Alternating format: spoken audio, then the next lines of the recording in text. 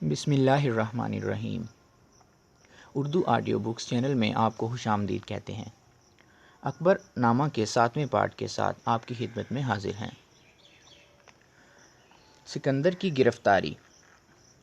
دلی اور اس کے ارد گرد کے علاقے بازیاب کروانے کے بعد 7 دسمبر 1556 کو اکبر اور بیرم خان دلی سے پنجاب کے لیے روانہ ہوئے۔ پنجاب میں خواجہ خضر خان سکندر سور کے ساتھ برسر پیکار تھا، لیکن اس کے مقابلے میں اس کی صورتحال کچھ بہتر نہ تھی۔ جب شاہی افواج پنجاب پہنچیں تو سکندر نے مان کوٹ کے قلعہ میں پناہ لے لی۔ شاہی افواج نے قلعے کا محاصرہ کر لیا اور یہ محاصرہ 24 مئی 1557 تک جاری رہا، حتیٰ کہ سکندر نے ہتھیار پھینک دیے۔ سکندر کے ساتھ شریفانہ برتاؤ کیا گیا اور اسے حارت اور بہار بطور جاگیر بخش دیے گئے۔ 2 برس کے بعد اس کا اپنی جاگیر میں ہی انتقال ہو گیا۔ سور سلطنت کے 3 دعوے داروں میں سے سکندر سب سے زیادہ طاقتور دعوے دار تھا۔ باقی دونوں دعوے دار اس وقت تک مارے جا چکے تھے، جبکہ وہ مشرقی صوبوں کا تسلط حاصل کرنے کی کوشش میں مصروف تھے۔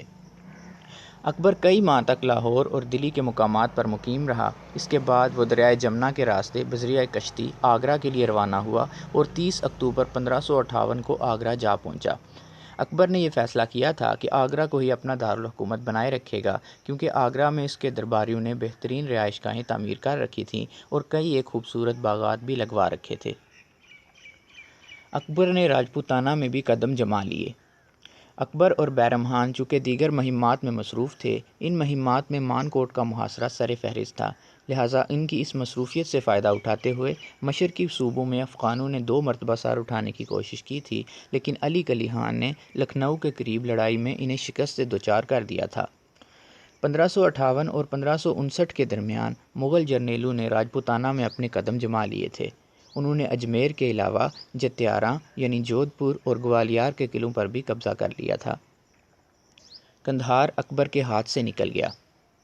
اکبر کی کم عمری اور دیگر مصروفیات کا فائدہ اٹھاتے ہوئے شاہ ایران نے ایک بڑی فوج قندھار روانہ کی، جس نے 1558 میں قندھار پر قبضہ کر لیا۔ بیرم خان کا زوال۔ چونکہ سلطنت کے تمام تر اختیارات بیرم خان کے ہاتھوں میں مرکوز تھے، لہٰذا دیگر امراء اور شرفاء اس کی مخالفت پر کمر بستہ تھے۔ اس نے اکبر کو حکومت کے پہلے برس ہی گجرات کے شیخ گدائی کو صدر و صدور کے عہدے پر فائز کر دیا تھا۔ وہ اس وقت بیرم خان کی دوستی کے حلقے میں شامل ہوا تھا، جب ہمایوں سے کنوج کے مقام پر شکست سے دوچار ہونے کے بعد بیرم خان ان علاقوں میں تارک الوطنی کی زندگی بسر کر رہا تھا۔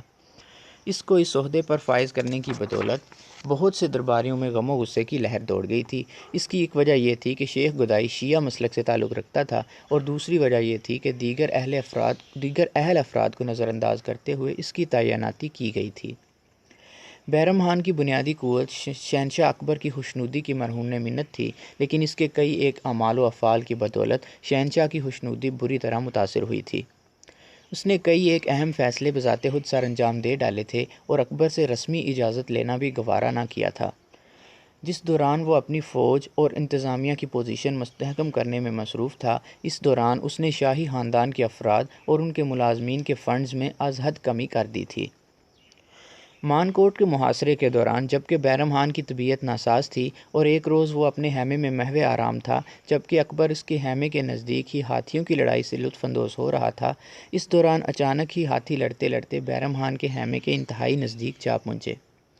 وہ اس کے خیمے کے اس قدر قریب پہنچ چکے تھے کہ بیرم خان کو اپنی زندگی خطرے میں محسوس ہوئی۔ بیرم خان کا خیال تھا کہ یہ تمام تر ڈرامہ اکبر نے رچایا تھا تاکہ اس کو ہلاک کرنے کا موقع میسر آ سکے۔ بیرم خان نے اس واقعے پر ماہم اناگا کے ذریعے اکبر سے شدید احتجاج بھی کیا تھا۔ لاہور میں قیام کے دوران 2 مزید ایسے واقعات پیش آئے جنہوں نے حالات کو مزید بگاڑ کر رکھ دیا۔ پہلا واقعہ کچھ اس طرح پیش آیا کہ بیرم خان نے اکبر کے ہاتھیوں کے استبل میں ہاتھیوں کی تعداد میں کچھ اس طرح بہت زیادہ کمی واقع کر دی کہ اس نے کئی ایک ہاتھی اپنے من پسند ساتھیوں کو بطور تحفہ عنایت کر دیے۔ اکبر نے اس نقصان کی شدت کے ساتھ محسوس کیا، کیونکہ ہاتھی ایک ایسا جانور تھا جس سے اکبر بے حد محبت کرتا تھا اور اسے بہت پسند کرتا تھا، لیکن وقتی مصلحت کی بنا پر وہ خاموش رہا۔ دوسرا واقعہ کچھ اس طرح پیش آیا کہ مان کوٹ کے محاصرے کے دوران ایک زمیندار سکندر کا ساتھ چھوڑ کر شاہی افواج کے ساتھ آن ملا تھا۔ بیرم خان نے اس زمیندار کو موت کے گھاٹ اتار دیا اور اس کی وجہ یہ بیان کی کہ وہ زمیندار اس لیے موت کا مستحق تھا کہ اس نے سکندر کے ساتھ غداری کرتے ہوئے اپنی ہمدردیاں تبدیل کی تھیں۔ دوسری طرف اکبر یہ محسوس کرتا تھا کہ جو شخص رضاکارانہ طور پر اپنی ہمدردیاں تبدیل کر کے شاہی فوج کا حصہ بننا چاہتا تھا، اس کو ہلاک کرنے کی بجائے تحفظ فراہم کیا جانا چاہیے تھا۔ اکبر کو بیرم خان کی اس حرکت پر ازحد غصہ آیا، لیکن ایک مرتبہ پھر وہ خاموش رہا اور اس نے اپنے غصے کی علامات کو ظاہر نہ ہونے دیا۔ لاہور سے دلی کا سفر طے کرنے کے دوران اکبر نے بیرم خان کی شادی ہمایوں کی ہمشیرہ کی بیٹی سلیمہ سلطان بیگم سے کر دی۔ کچھ لوگوں نے یہ محسوس کیا کہ اکبر کے اس اقدام کی بدولت اکبر اور بیرم خان کے تعلقات کی تجدید نو سر انجام پا گئی تھی، حالانکہ یہ حقیقت نہ تھی۔ حقیقت یہ تھی کہ اکبر نے ہمایوں کا قول نبھایا تھا، کیونکہ ہمایوں نے اپنی زندگی میں ہی ان دونوں کی شادی کا نہ صرف عندیہ ظاہر کیا تھا بلکہ ان دونوں کی منگنی بھی کر دی تھی۔ اکبر جوں اپنی عمر کی منازل طے کر رہا تھا تو اس میں یہ خواہش جڑ پکڑ رہی تھی کہ اسے اپنی ریاست کا آقا بذات خود بننا چاہیے۔ جب اکبر کی عمر 18 برس کو پہنچی، اس وقت آگرے میں بیرم خان کے حکم سے 2 مزید ہلاکتوں نے ان دونوں کے تعلقات کو مزید بگاڑ دیا اور ان کے درمیان اختلافات کی ایک وسیع خلیج حائل ہو گئی۔ پہلا واقعہ کچھ اس طرح پیش آیا کہ اکبر کے مست ہاتھیوں نے بیرم خان کے ہاتھی پر حملہ کر دیا اور اس کو بری طرح زخمی کر ڈالا۔ بیرم خان نے اکبر کے ہاتھی کے محاوت کو موت کے گھاٹ اتار دیا۔ دوسرا واقعہ کچھ اس طرح پیش آیا کہ اکبر کا ایک مست ہاتھی بے قابو ہو کر دریائے جمنا میں جا گھسا، جہاں پر بیرم خان کشتی رانی سے لطف اندوز ہو رہا تھا۔ بیشتر اس کے کہ ہاتھی کشتی کو کوئی نقصان پہنچاتا، اس کے محاوت نے کمال جرأت کا مظاہرہ کرتے ہوئے اسے قابو کر لیا اور کسی قسم کا کوئی ناخوشگوار واقعہ پیش نہ آیا۔ اگرچہ اس تمام تر واقعے میں ہاتھی کے محاوش کا کوئی قصور نہ تھا، لیکن اس کے باوجود بھی اکبر نے اس محاوت کو بیرم کے پاس اظہار معزت کے لیے روانہ کیا، لیکن بیرم خان نے اسے ہلاک کر ڈالا۔ اس اقدام سے اکبر ازحد ناراض ہوا۔ اس نے ہاتھی کے محاوت کو محض اس لیے بیرم خان کے پاس بھیجا تھا کہ اسے بیرم خان کی عزت افزائی منظور تھی، اور اس نے کمال مہربانی کرتے ہوئے یہ اقدام تجویز کیا تھا، اور وہ یہ سوچ بھی نہ سکتا تھا کہ بیرم خان اس غریب شخص کو موت کے گھاٹ اتار دے گا۔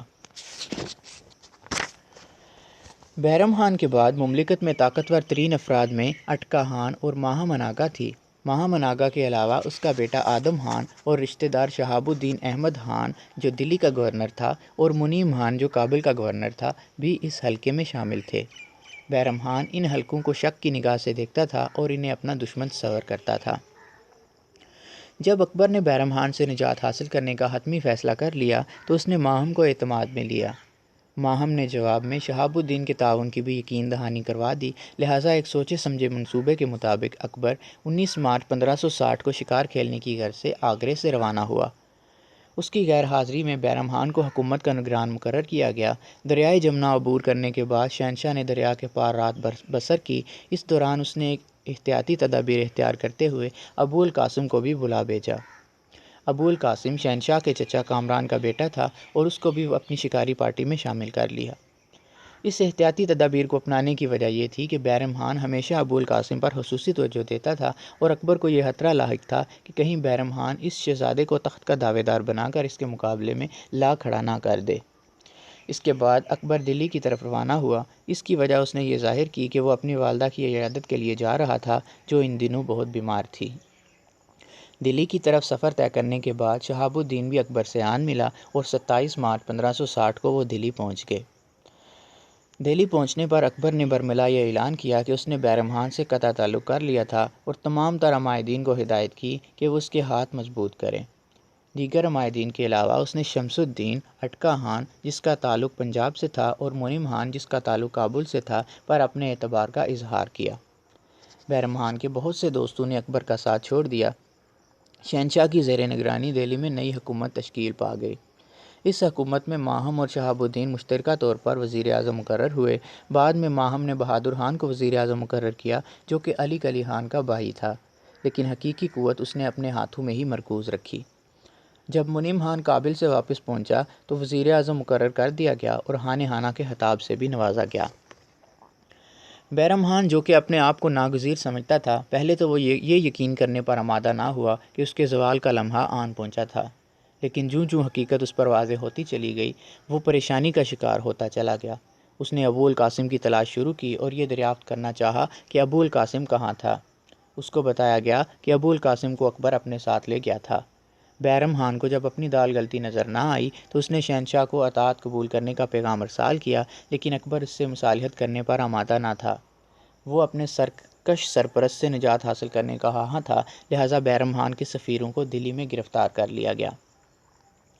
اب بیرم خان کی یہ خواہش تھی کہ وہ بے نفس نفیس اکبر کے سامنے پیش ہو، لیکن اکبر نے اس کی یہ خواہش رد کر دی۔ اس کے کئی ایک ساتھیوں نے اسے مشورہ دیا کہ وہ اکبر کے خلاف علم بغاوت بلند کر دے، لیکن بیرم خان نے سلطنت کے ساتھ وفاداری کا مظاہرہ کرتے ہوئے اپنے ساتھیوں کے مشورے پر عمل درآمد سے اجتناب کیا۔ اس نے ابھی امیر کا دامن ہاتھ سے نہ چھوڑا تھا۔ اسے ابھی تک یہ امید تھی کہ مابعد کسی مناسب موقع پر وہ مناسب طریقے سے دوبارہ اپنے پاؤں جمانے میں کامیاب ہو جائے گا۔ اکبر نے بیرم خان کو یہ تحریر کیا کہ اسے ابھی تک یقین ہے کہ بیرم خان اس کا وفادار ہے، مزید یہ کہ وہ ایک ایسا فرد ہے جو دوسروں کے بہکاوے میں آ گیا تھا۔ اکبر نے بیرم خان کو مشورہ دیا کہ وہ حج ادا کرنے کی غرض سے مکہ شریف روانہ ہو جائے، اور اس کو یہ یقین دہانی بھی کروائی کہ مقدس سرزمین پہ واپسی پر خوش دلی سے اس کا استقبال کیا جائے گا۔ تاہم بیرم خان 8 اپریل 1560 کو آگرے سے روانہ ہوا۔ اس کا ارادہ پنجاب کی جانب جانے کا تھا۔ اس کے آگرہ چھوڑنے سے 10 روز بعد اکبر بذات خود دلی سے روانہ ہوا تاکہ بیرم خان کو پنجاب جانے سے روک سکے۔ اس کے ساتھ ساتھ اس نے اپنے اتالیق کے ذریعے بیرم خان کو یہ پیغام بھی بھجوایا کہ بیرم خان کو مکہ شریف روانہ ہو جانا چاہیے اور وہیں پر مستقل اقامت اختیار کر لینی چاہیے۔ اکبر نے اسے یہ یقین دہانی بھی کروائی کہ زمین کا ایک معقول قطعہ اس کے نام کر دیا جائے گا اور اس کی آمدنی باقاعدگی کے ساتھ اسے مکہ شریف روانہ کر دی جائے گی۔ یہ پیغام موصول کرنے کے بعد بیرم خان شہنشاہ کے روبرو حاضر ہوا اور اسے اپنا استعفیٰ پیش کر دیا اور بذات خود مکہ شریف جانے کی تیاری میں مشغول ہو گیا۔ اکبر نے انتہائی صبر و تحمل کا مظاہرہ کیا تھا۔ اگرچہ وہ بیرم خان کے دشمنوں میں گرا ہوا تھا، لیکن اس کے باوجود بھی اس نے اس صبر کا دامن ہاتھ سے نہ چھوڑا تھا۔ اکبر نے اس تمام عرصہ کے دوران اپنی پہلی غلطی کا ارتکاب کیا تھا۔ اس نے پیر محمد خان کو یہ ذمہ داری سونپی کہ وہ بیرم خان کو مکہ شریف روانگی پر مجبور کرے اور خود دلی واپس لوٹ آیا۔ پیر محمد ایک شریف النفس انسان تھا اور بیرم خان نے اسے اپنی خدمات پر مامور کیا تھا اور اسے ایک قابل ذکر عہدے تک پہنچایا تھا۔ پیر محمد کو جب سیاسی قوت میسر آئی تو اس نے اپنے سرپرست اور مربی بیرم خان سے آنکھیں پھیر لیں، لہٰذا بیرم خان نے اسے اس کے عہدے سے برخاست کرتے ہوئے جلاوطن کر دیا۔ پیر محمد کو جب یہ اطلاع موصول ہوئی کہ بیرم خان کے زوال کا وقت آ گیا ہے اور اس کی اجارہ داری اپنے اختتام کو پہنچ چکی ہے، تب وہ اکبر کی سلطنت میں واپس لوٹ آیا۔ یہ ایک فطری بات تھی کہ بیرم خان پیر محمد کی نئی ذمہ داری سے غم و غصے کا شکار تھا۔ اس کے ایک دشمن کو اس امر پر مامور کیا گیا تھا کہ وہ اسے ملک سے کوچ کروانے کے فرائض سر انجام دے، لہٰذا بیرم خان نے مزاحمت کرنے کا فیصلہ کیا اور اپنی اس مزاحمت کو منظم کرنے کی غرض سے پنجاب کی طرف روانہ ہو گیا۔ اکبر نے بیرم خان کے نام ایک اور خط تحریر کیا کہ اسے ہدایت کی جائے کہ وہ راہ راست پر آ جائے اور نہ صرف مزاحمت سے باز رہے بلکہ ہتھیار ڈال دے، لیکن معاملہ اس حد تک طول پکڑ چکا تھا کہ اس کے پرامن حل کی کوئی امید باقی نہ تھی۔ شرفاء اور امراء کی ایک میٹنگ کے دوران بیرم خان کا ایک خط پڑھ کر سنایا گیا۔ یہ خط اس نے درویش محمد خان کے نام لکھا تھا۔ اس خط میں اس نے تحریر کیا تھا: میں شہنشاہ کا ایک ادنا غلام ہوں، لیکن میں یہ چاہتا ہوں کہ شہنشاہ اپنے وکیلوں کی باز پرس کرے۔ اٹکا خان کو یہ حکم صادر ہوا کہ وہ بیرم خان کو پنجاب پہنچنے سے روکے اور 12 اگست 1560 کو اکبر نے خود بھی دلی سے روانگی اختیار کی تاکہ اپنے جرنیل کی مدد کر سکے۔ اٹکا خان نے بیرم خان کو جلندھر کے نزدیکی گاؤں میں روک لیا اور جب اکبر سرہند کے مقام پر پہنچا تب اسے فتح کی خوشخبری موصول ہوئی۔ سرہند کے مقام پر ہی کابل سے منیم خان بھی شہنشاہ سے آن ملا۔ اس فتح کے صلہ میں اٹکا خان کو عظیم خان کے خطاب سے نوازا گیا۔ اسے اور اس کے ساتھیوں کو پنجاب میں ان کی من مرضی کی جاگیروں سے بھی نوازا گیا۔ اٹکا خان کے ہاتھوں شکست کھانے کے بعد بیرم خان سوالک کی پہاڑیوں میں روپوش ہو گیا اور اکبر اس کے تعاقب میں مصروف ہو گیا۔ بیرم خان نے بغاوت ضرور کی تھی، لیکن وہ نیم دلی کے ساتھ اس بغاوت پر آمادہ ہوا تھا اور وہ تہہ دل سے شہنشاہ کے خلاف آمادہ جنگ ہونے کو تیار نہ تھا، لہٰذا اس نے اکبر سے معافی کی درخواست کی۔ یہ درخواست اس نے اپنے ایک وفادار اور قابل اعتماد خادم کے ذریعے پیش کی۔ اکبر نے فوری طور پر اس کی معافی کی درخواست کو شرف قبولیت بخشا اور اسے معاف کر دیا اور سلطان پور کے ملا عبداللہ کو روانہ کیا تاکہ وہ بیرم خان کو اپنی زیر نگرانی دربار میں پیش کرے۔ بیرم خان اب بھی خوفزدہ تھا اور اس نے یہ درخواست کی کہ وزیر اعظم منیم خان کو اس کے پاس بھیجا جائے جو کہ اسے دوبارہ یہ یقین دہانی کروائے کہ معاملہ ٹھیک ٹھاک تھا۔ اکبر نے بیرم خان کی یہ خواہش بھی پوری کر دی اور بیرم خان کو اکبر کے روبرو پیش کیا گیا۔ حتمی مصالحت دریائے ستلج اور بیاس کے درمیان حاجی پور کے مقام پر طے ہوئی۔ بہرام نے اپنی گردن کے گرد ایک رومال باندھ رکھا تھا جو اظہار شرم اور اظہار اطاعت کی دلیل تھا۔ اس نے اپنا سر اکبر کے پاؤں پر رکھ دیا اور بآواز بلند رونا شروع کر دیا۔ اکبر نے اسے اپنے پاؤں سے اٹھایا، اس کے ساتھ بغل گیر ہوا، اس کی گردن پر بندھا ہوا رومال اتارا اور اسی رومال کے ساتھ اس کے آنسو صاف کیے۔ اس کے بعد اکبر نے اسے دائیں جانب نشست عطا کی اور وزارت عظمیٰ پر فائز ہونے کے دوران یہی نشست اس کے لیے مخصوص ہوا کرتی تھی۔ اکبر نے بہرام کو حلت سے نوازا۔ اس کے بعد بہرام کو مکہ شریف روانہ ہونے کی اجازت دی گئی۔ مکہ شریف روانگی کے دوران بہرام گجرات میں پتن کے مقام پر رکا۔ 31 جنوری 1561 کو وہ جھیل میں سیر و تفریح سے لطف اندوز ہونے کے بعد جوں ہی اپنی کشتی سے باہر نکلا، افغانوں کے ایک گروہ نے اس پر حملہ کرتے ہوئے اسے ہلاک کر ڈالا۔ اس گروہ کا سربراہ مبارک خان تھا جس کا باپ ماچھی وارہ کی جنگ میں ہلاک ہو چکا تھا۔ بہرام کا 4 برس کا بیٹا باپ کی شفقت سے محروم ہو چکا تھا، اس کا نام عبد الرحیم تھا۔ اس کو اکبر کے پاس لے جایا گیا۔ اکبر نے اس کی پرورش کی ذمہ داری قبول کی اور کچھ ہی عرصہ بعد شہنشاہ نے اسے مرزا خان کے خطاب سے نواز دیا۔ عبد الرحیم نے اکبر کی شاندار خدمات سر انجام دیں اور اس نے وہی خطاب اور وہی مقام حاصل کر لیا جو خطاب اور جو مقام کسی دور میں اس کے مرحوم والد کو حاصل تھا، یعنی خانہ کا خطاب اور وزیر اعظم کا عہدہ۔ بہرام کی غلطیاں ہی اس کی زوال کا سبب ثابت ہوئی تھیں۔ اس کی بڑی غلطی یہ تھی کہ وہ اکبر کے حقیقی کردار کو سمجھ نہ سکا تھا، اور دوسری بڑی غلطی یہ تھی کہ وہ اس خوش فہمی میں مبتلا تھا کہ وہ سلطنت کے لیے ناگزیر تھا اور اس کے بغیر نظام سلطنت چلنا ناممکن تھا۔ اس نے یہ سوچا تھا کہ اکبر جانوروں اور کھیلوں کے علاوہ شکار وغیرہ میں مصروف رہے گا اور وہ غیر معینہ مدت تک ایک حقیقی حکمران کے رتبے سے لطف اندوز ہوتا رہے گا۔ جب حالات نے اچانک کروٹ بدلی اور حالات اس کے خلاف ہوئے، اس وقت اس کو یہ اندازہ بھی نہ تھا کہ حالات ایسا رخ بھی اختیار کر سکتے تھے اور وہ ایسے حالات کا مقابلہ کرنے کے لیے قطعاً تیار نہ تھا۔ اگرچہ اسے اپنی کلیدی حیثیت سے محرومی کا از حد دکھ تھا، لیکن اس کے ساتھ ساتھ وہ اپنے بادشاہ کے خلاف علم بغاوت بلند کرنے کے حق میں بھی نہ تھا۔ لیکن جب اس کے زخموں پر مزید نمک چھڑکتے ہوئے اس کے ازلی دشمن پیر محمد کو اس امر پر مامور کیا گیا کہ وہ اس کی روانگی کی نگرانی سر انجام دے، اس وقت اس نے نیم دلی کے ساتھ ایک ناکام بغاوت کی کوشش کی۔ مجموعی طور پر وہ ایک قابل تعریف شخص تھا، حتیٰ کہ بادیوانی نے بھی جو اس کی تعریف کی تھی، حالانکہ بادیوانی ایک کٹر سنی تھا اور اس کے منہ سے کبھی کبھار ہی کسی شیعہ کے لیے اچھے الفاظ ادا ہوتے تھے۔ مزید برآں ہندوستان پر دوبارہ غلبہ حاصل کرنے میں بہرام نے ایک اہم کردار ادا کیا تھا۔ اس کی انتھک جدوجہد اور دلیرانہ اور دانش مندانہ پالیسیوں کی بدولت مغلوں کو ہندوستان پر دوبارہ غلبہ نصیب ہوا تھا۔ وہ فارسی اور ترکی کا ایک مقبول شاعر بھی تھا اور شاعروں اور موسیقاروں کی سرپرستی بھی کرتا تھا۔ اکبر اب سکون کا سانس لے سکتا تھا۔ بہرام جیسا کلیدی حیثیت اختیار کرنے کے بارے میں کوئی فرد سوچ بھی نہ سکتا تھا۔ ایک موقع پر بہرام خان بابا کے علاوہ وزیر اعظم اور کمانڈر ان چیف بھی تھا۔ مہامنگا اور اٹکا خان کے درمیان حصول طاقت کی معمولی رسہ کشی جاری تھی۔ اکبر طرفین کو اعتدال پسندی کی راہ پر قائم رکھنے میں کامیاب تھا۔ جب بھی وہ کسی نازک صورتحال سے متصادم ہوتا تو وہ ماہرانہ طریقے سے اس پر قابو حاصل کر لیتا تھا۔ وہ اب بھی پس پردہ تھا اور اس کے نزدیکی مشیر ماہم اور اٹکا خان ہی وہ افراد تھے جن کے پیچھے وہ چھپا ہوا تھا۔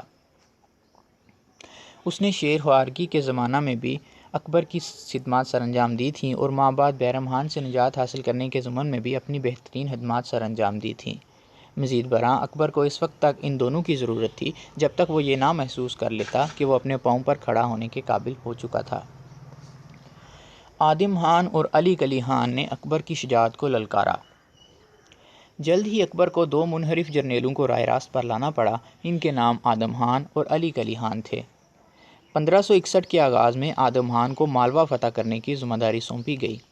اس مہم میں پیر محمد اس کا نائب تھا۔ اس وقت مالوا پر باز بہادر کی حکومت تھی۔ وہ ایک نامور موسیقار تھا، لیکن وہ زیادہ تر شراب کے نشہ میں مدہوش رہتا تھا۔ اس کے علاوہ اس کا زیادہ تر وقت اپنے حرم میں گزرتا تھا۔ باز بہادر شکست سے دوچار ہوا تھا اور ملک سے فرار حاصل کرنے میں کامیاب ہو گیا تھا۔ آدم خان اور پیر محمد کو کثیر تعداد میں جنگی قیدی ہاتھ لگے، ان میں خواتین بھی شامل تھیں۔ انہوں نے اس کثیر تعداد میں جنگی قیدیوں کا قتل عام کیا کہ موقع کے گواہ بادیوانی کے مطابق ان کے خون کی ندیاں بہہ گئی تھیں۔